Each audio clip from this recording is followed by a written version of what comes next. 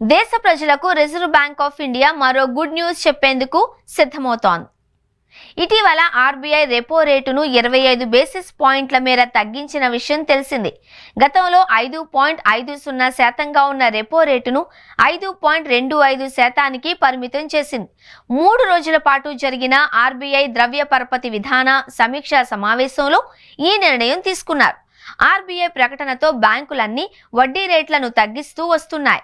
దీనివల్ల floating rate వడ్డీ option ఎంచుకొని లోన్లు తీసుకున్న వారిని ఈఎంఐ తగ్గనుంది. అలాగే కొత్తగా తీసుకునే వారికి తక్కువ వడ్డీకే రుణాలు అందనున్నాయి.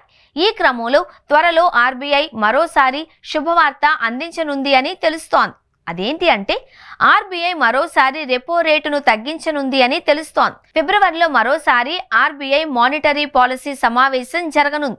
ఈ మీటింగ్ లో చర్చించి రెపో రేటును మరో 25 బేసిస్ పాయింట్లు తగ్గించే అవకాశం ఉంది అని యూనియన్ బ్యాంక్ ఆఫ్ ఇండియా తన నివేదికలో తెలిపింది.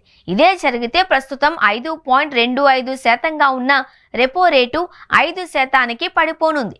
దీనివల్ల లోన్ల ఈఎంఐలు భారీగా తగ్గనున్నాయి. అంతేకాకుండా అతి తక్కువ వడ్డీకే కొత్తగా రుణాలు పొందే అవకాశం ఉంది. ఫిబ్రవరి లేదా ఏప్రిల్లో ఆర్బీఐ మరోసారి సమీక్షా సమావేశం నిర్వహించనుంది.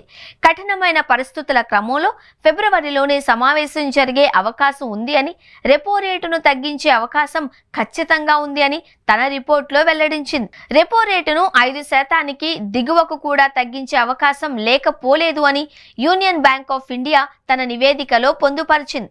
ద్రవ్యోల్బణాన్ని తగ్గించి ధరల ఒత్తిళ్ల నుంచి ఆర్బీఐ పలుమార్లు ప్రస్తావించిన క్రమంలో రెపో రేటును తగ్గించే అవకాశాలే ఉన్నాయని అంచనా వేసింది. ఈ ఏడాదిలో ఇప్పటికే 4 సార్లు రెపో రేటును తగ్గించారు.